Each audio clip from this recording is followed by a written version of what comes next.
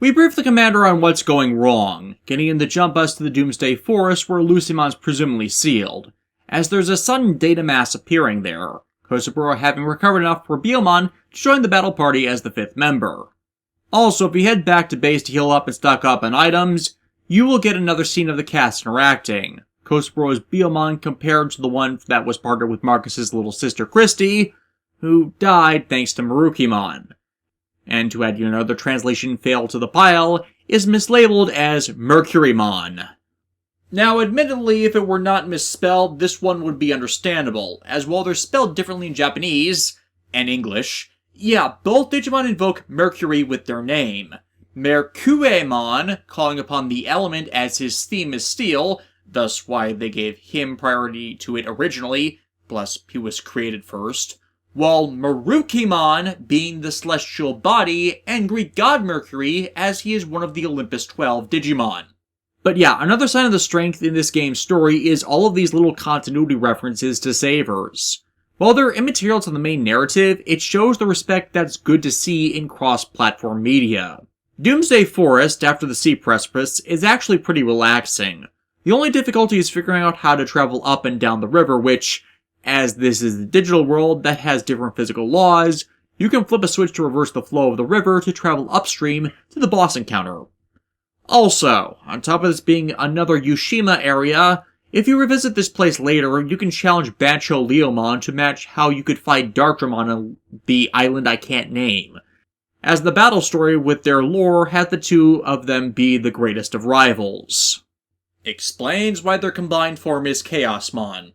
The conversation with him, however, is complete translation garbage, though.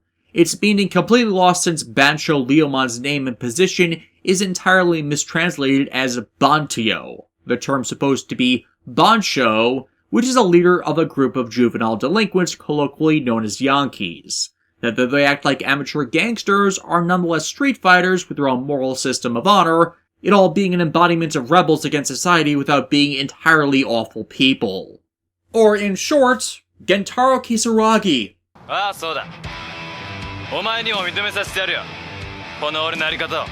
So essentially, Bancho Leomon is a gang leader in charge of those outside of the standard system of the world who nonetheless seek justice through the use of their fists.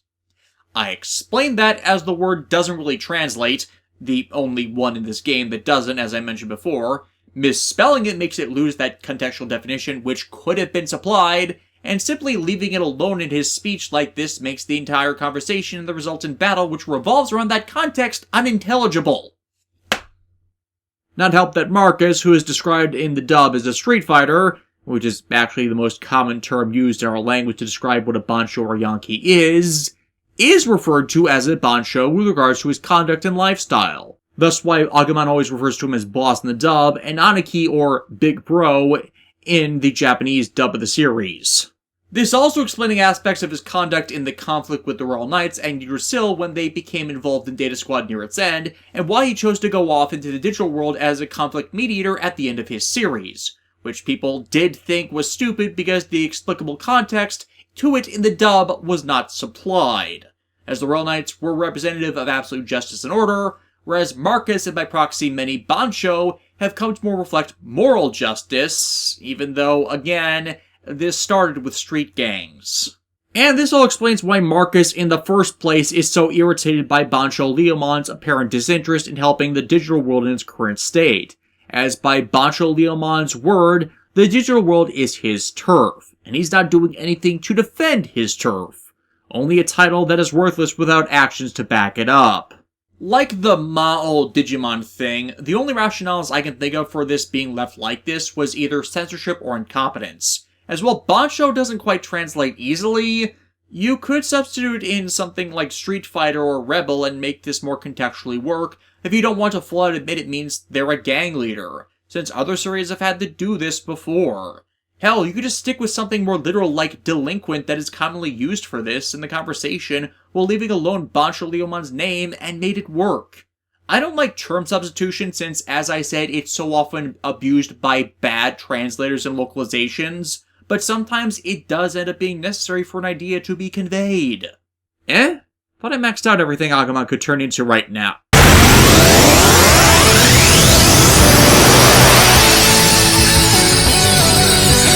Huh.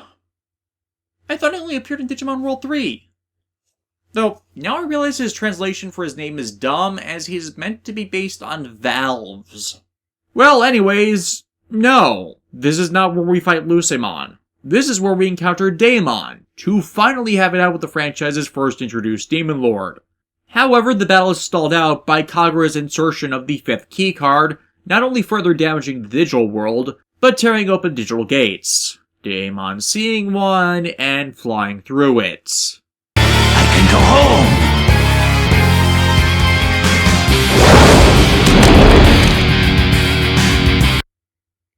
Daemon's host is that needed guy from before, isn't he? But yeah, Digimon began to mass emerge into reality, the group chasing after Daemon in order to secure his keycard so Tsukasa can't use it. While at base, the attacking Digimon go after Yuma, which only rouses the ire of her Renamon. With the broadcasting of Tsukasa's misdeeds, Yuma meets up with the group as they come back, wanting to help stop him, and thus giving us the last party member of the game. Which, as I said, ends up being worthless due to how overleveled the main 3 are in comparison.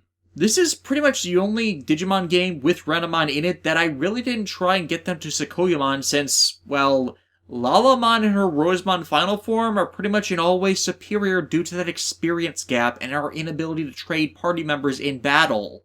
Dad's headquarters is another easy to explore region, just keep heading north to find Daemon. But all the diversions of the area lead to lots of treasure items. But as we make our way through it, it should be about time for some mega evolutions.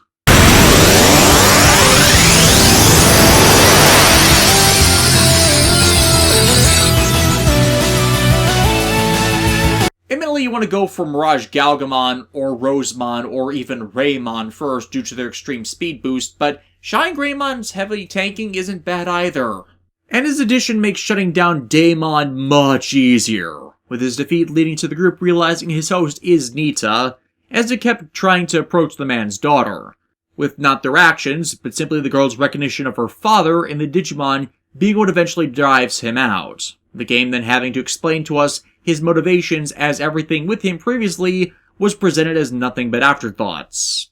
It all pretty much just being people abusing their power drove him into anger, and his prior disappearance caused by Daemon's sin of wrath deciding to use him as the host, thus spitballing into existence this entire incident, as Tsukasa approached him and promised to give him the ability to return to reality in exchange for his help, as apparently unlike the kids Tsukasa kidnapped, he had some control due to his emotional maturity. But Tsukasa lied to him about what undoing the seal to Lucemon would do, which led us to the last key card. Yoshino, Commander, I sold my soul to the devil.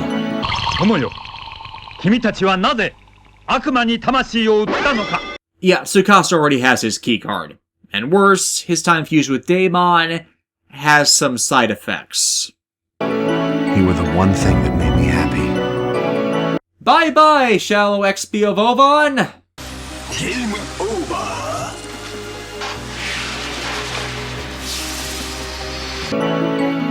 No one can blame him for what he did. Well, you could, because his benign wish caused a lot of people pain simply to get back to the person he loved most in the world, but hey, at least we have someone more active in bringing about antagonism to direct all our ire to. Speaking of Tsukasa, though, he's almost ready to awaken Lucemon, the energy surge tipping them off to the location of the seal in the ice labyrinth. Though despite its name, it's once more not that hard to navigate. But there are a lot of side rooms containing chests, and later on, after you've completed the main storyline for the region, more extra bosses become available here. First, Marukemon, who was one of the antagonists of the main series. Then you can fight Yushima and Samson together with their Jumbo Gamimon and Royal Knight Sleepmon. And yeah, with exception to his Data Squad appearance, which I think chronologically happens after this game was released, this was Sleepmon's first appearance, and it was a badass one.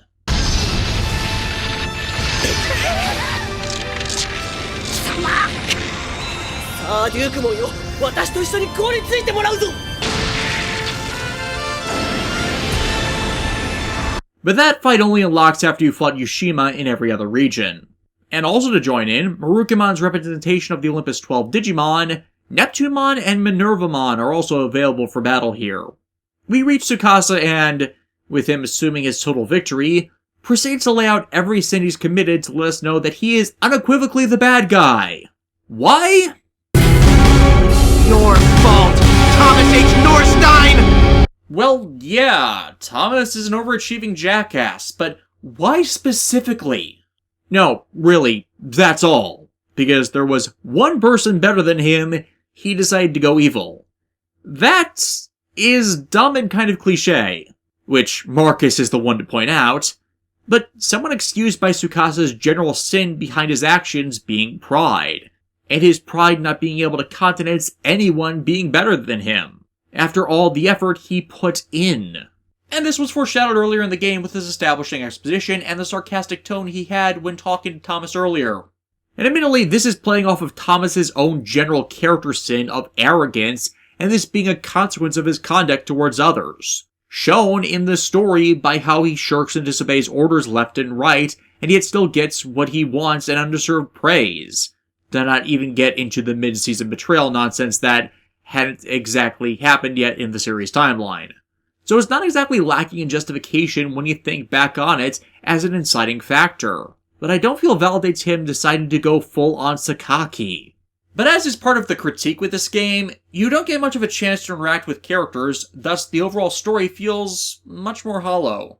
There needs to be more nuance with this character for the twist, but at the very least the grounding to it is there when you look back to it. So of course, with his sin being pride, he tries to partner with Lucemon now, the greatest of Digimon lords, as his own personal minion. Digisoul charge!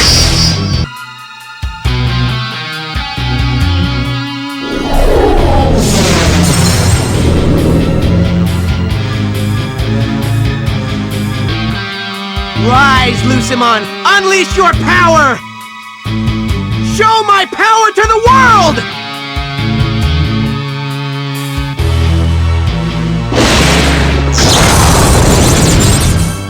Well, all things considered, we've had a pretty easy time with all the other Demon Lords, so how bad could Lucemon possibly be?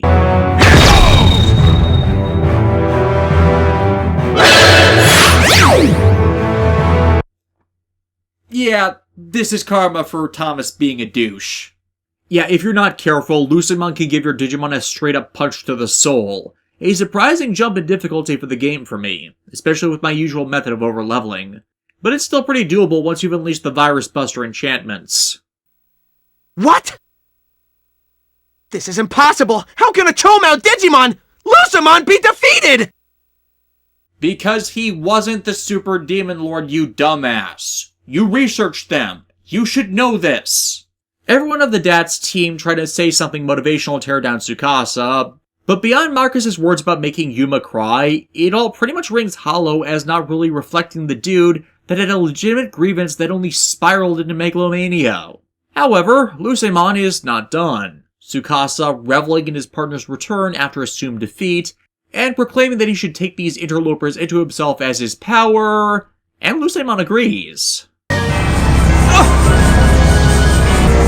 What are you doing, Lucemon? I'm your tamer! I'm not the enemy! A human. A mere human says he's my tamer. Everything leading to this moment, that was my doing from the very beginning. No. No, it wasn't. That was made very clear by Tsukasa coming across you independently over everything else. You calling out from the dark area and resonating with his overwhelming pride, which helped him to find it, was unusual, but not the only factor here. And he didn't really possess, infect, or control him beyond giving him some power to influence viral Digimon. Everything he did was of his own free will, and you have to hold him accountable for his own actions. That everything he did benefited you, and you allowed him to think he would only benefit from it, doesn't stop him from being the true mastermind, and ultimately the one culpable.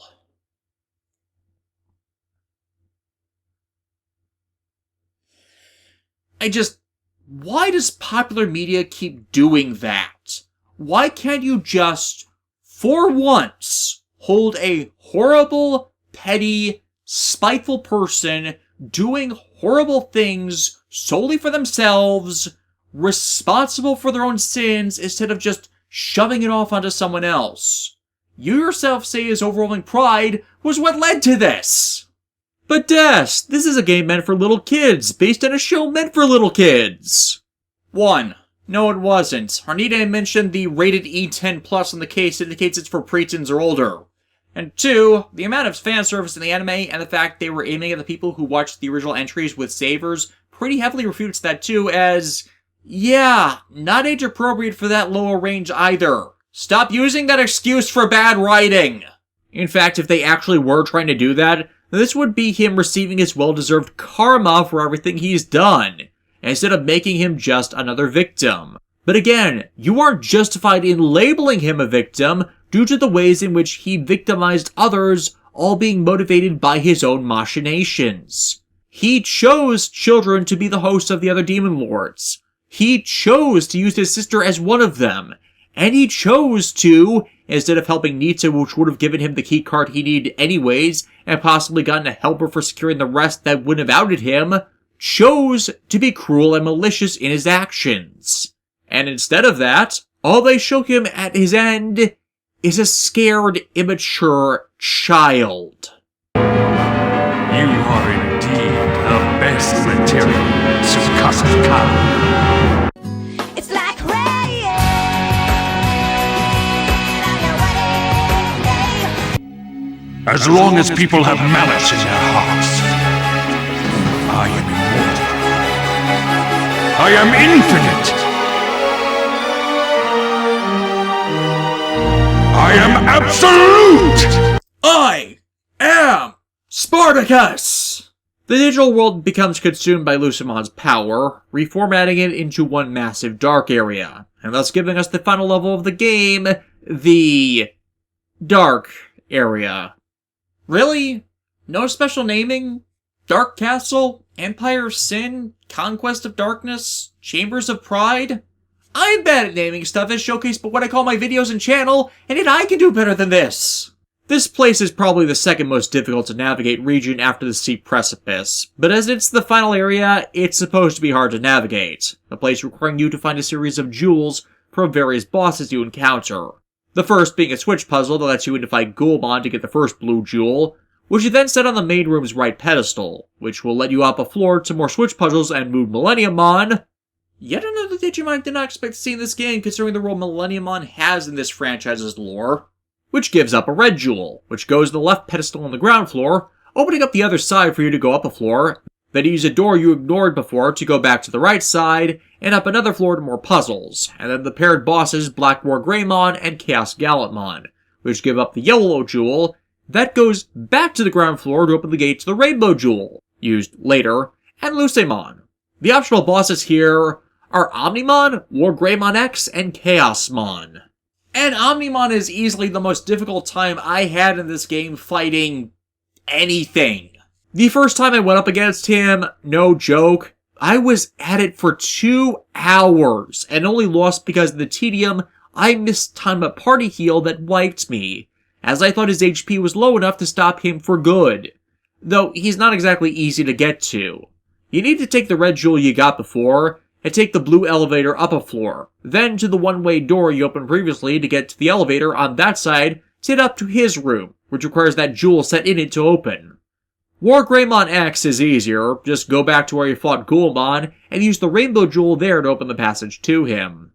Chaosmon is another easy one to unlock, just reorder the primary jewel colors as red, blue, and yellow from left to right to open a teleporter gate, though he likewise, by being a Nega Omnimon, is a very difficult fight.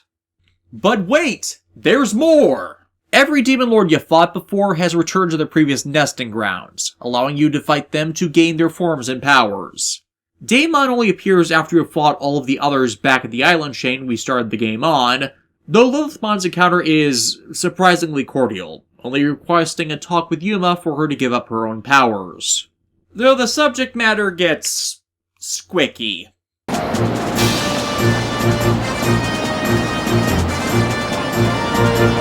God fucking damn it, Japan and your lolicon sibling complexes. Yeah, that's easy to take out of context. The real lust was a yearning for companionship of any form. But now, with everyone she has with her, she's no longer lonely. Thus no longer needs the lust that signifies Lilithmon's power. Anyways, Lucemon Round 2. He plans to let everything be consumed by the darkness of his domain, and have the emotions of their sins overwhelm them. He has no objective. Lucemon himself is the darkness in the hearts of people. How are you this entry's royal smart person when you can say something that's stupid? They make one last attempt to remove the weight of Tsukasa's sin from him by Lucemon gloating over it, but that continues to be complete bullshit. Hey kids, remember when Ken in Adventure 02 took responsibility for his own actions, recognized what he did was wrong in the first place with them, and worked to make up for it? I miss when that was the norm instead of skipping past even attempting the redemption and character arc. And that's from a show most people hate. And really, exclude those lines that have Lucemon gloating about how they can do nothing to stop him makes this so much better. Thus, final battle time, with Lucemon Chaos Mode going down easier than before, but all of this merely a build-up to the true Super Demon Lord, Lucemon Shadow Lord, and Larva modes.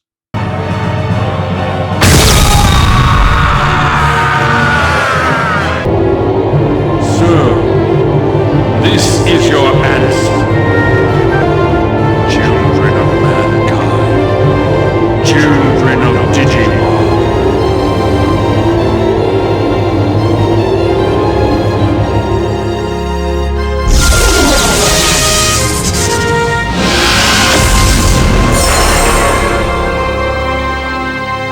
You're supposed to end that with a, well done.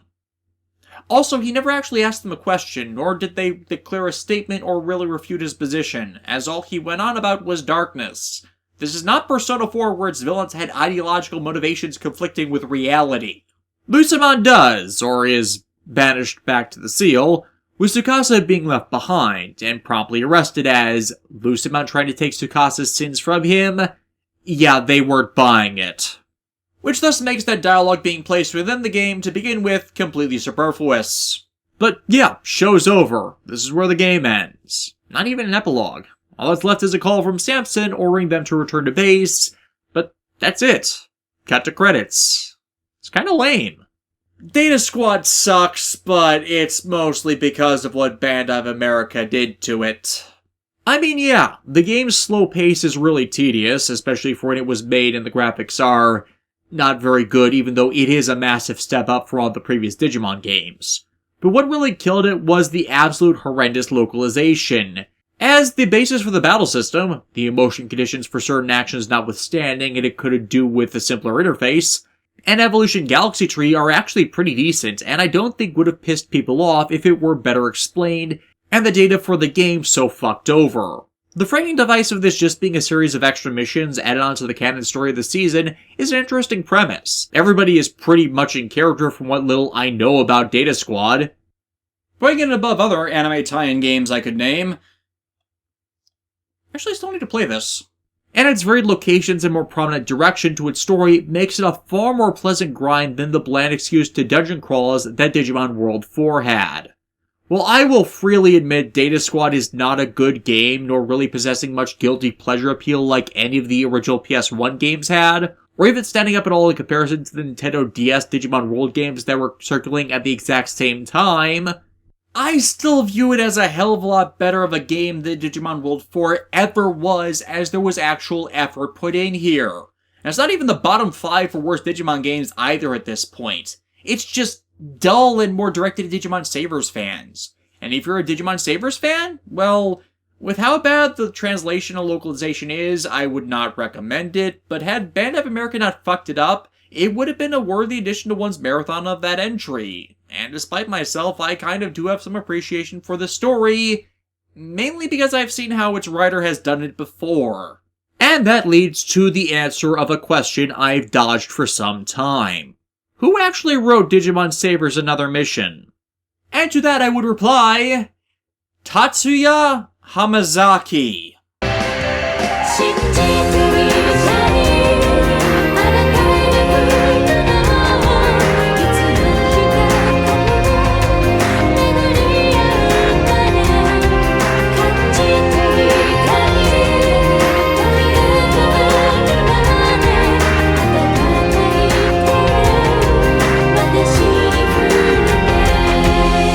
Yeah, that Tatsuya Hamazaki. Well, some might have thought, oh, he's over-obsessing over the damn .hack games again, as they heard me do yet more character comparisons. No, not this time. They just shared the same writer, and he called upon familiar character archetypes and story arcs to him that he had used before. And it's not like he's the only writer I've talked about multiple times to do that. Toshiki Inoue always has that one monstrous sociopathic guy in the cast. Yasuko Kobayashi loves to make idiots her protagonist and assassinate the character of the best cast members. Riku Sanjo keeps making adorkable nerds, and Noboru Sugimura has rivalries for royal positions. The recurrence in and of itself isn't bad, it's simply the strength of its utilization. And with Hamazaki only recently having completed writing the GU games at the time they started working this thing, and this game being put into a rushed production schedule to match up with things that were going into Data Squad, he wasn't able to develop anything more concretely original with that, and just redid what he knew, while trying to match with Saber's head writer Ryota Yamaguchi's depiction of the varying cast members of the main show. And he mostly succeeded at that as far as my knowledge of Saber's goes, even with the restriction the game had to the storytelling medium. Hell, it wouldn't surprise me if the storyline for the game was outlined first so they could develop the engine, levels, and enemies first, while the scripting was fleshed out, as it feels kind of like chess piece storytelling in a few areas. But yeah, better than World 4 by leagues, but still pretty poor since, again, we already got the first of the Digimon story franchise by this point, and this was released at the same time as Dusk and Dawn. Though speaking of the excellent DS entries, I have managed to snag myself an old model Nintendo DS and capture card, meaning yes, I will be reviewing the DS Digimon games in the future. Though, yeah, it's gonna take me longer to get to the modern ones, but hey, at least I won't be skipping anything major now. Wait, that probably means I should have done Digimon World DS before this. Regardless of all that, this was the last of the PlayStation 2 video games, so if you'll excuse me, I've got to deal with something long overdue.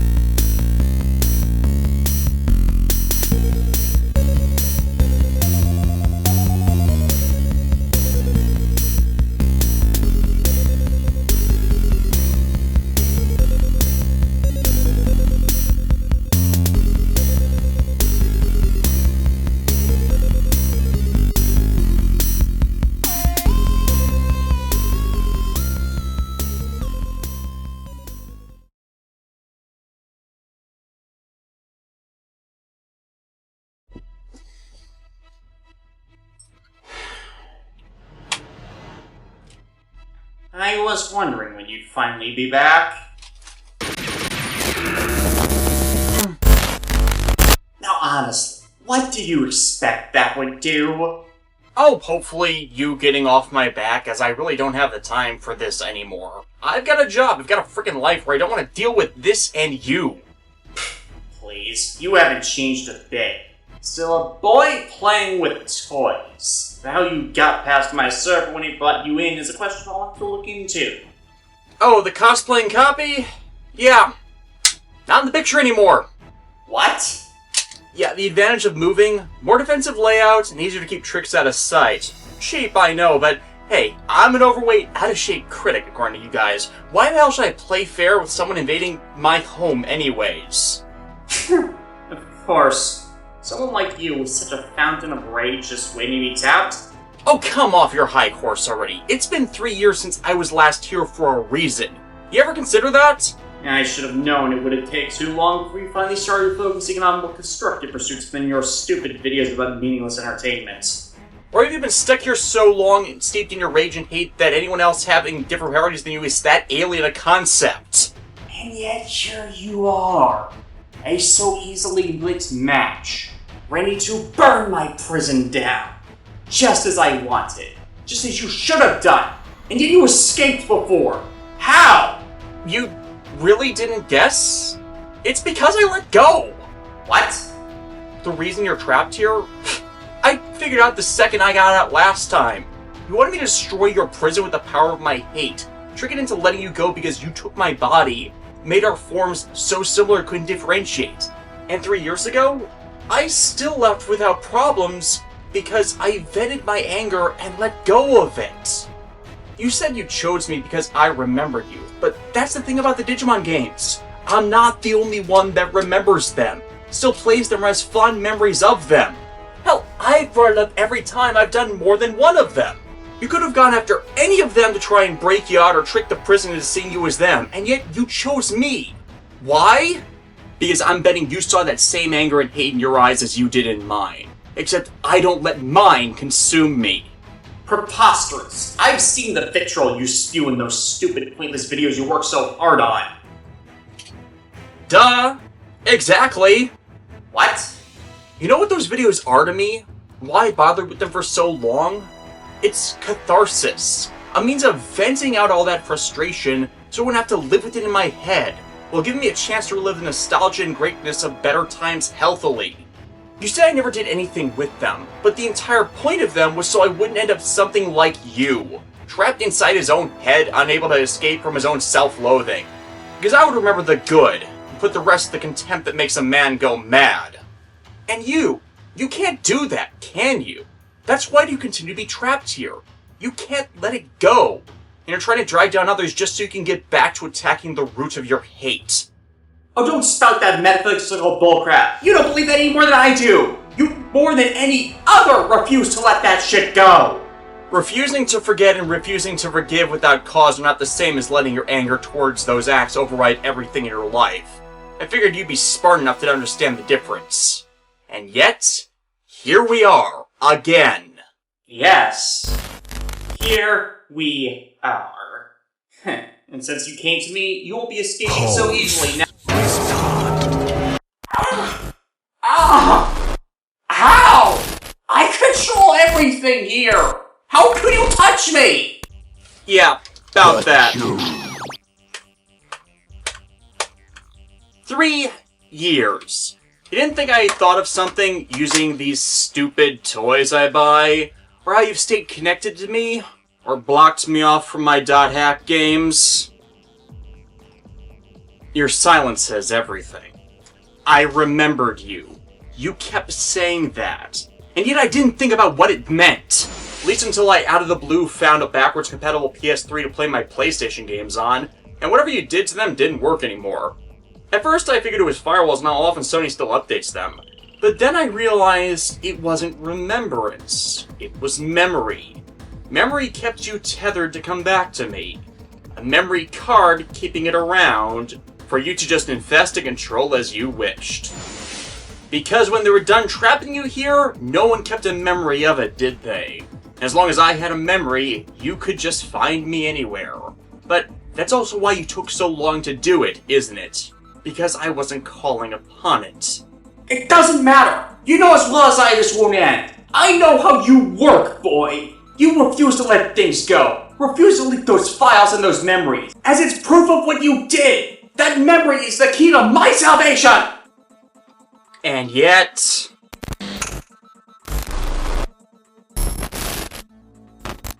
It's... blank? Funny thing about PS3s, ones that run PS2 games, they're backwards compatible with the cards too. I've already got everything that matters. Wiping a card to break a connection won't affect me at all anymore. It won't work. You think I can't just connect again? In some other way? I wouldn't you slip away again now that I know how it works. You'll stay here, as you are now. As I am now, I don't have to worry about that. Mighty Brothers Double X!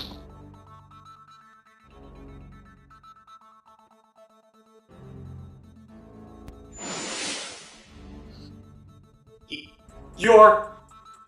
half, or a clone, or... you know what? I don't care. But the other me is just waiting for the signal to end this.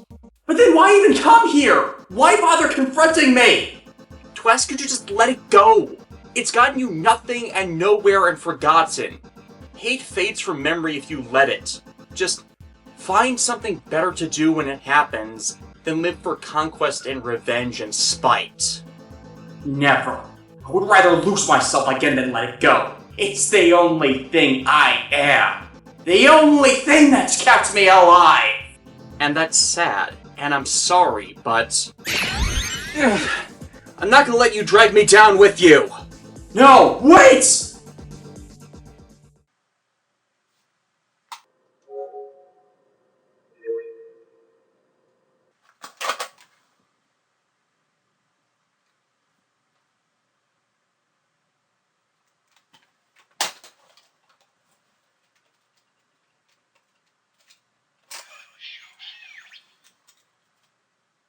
They say VR is a useless gimmick.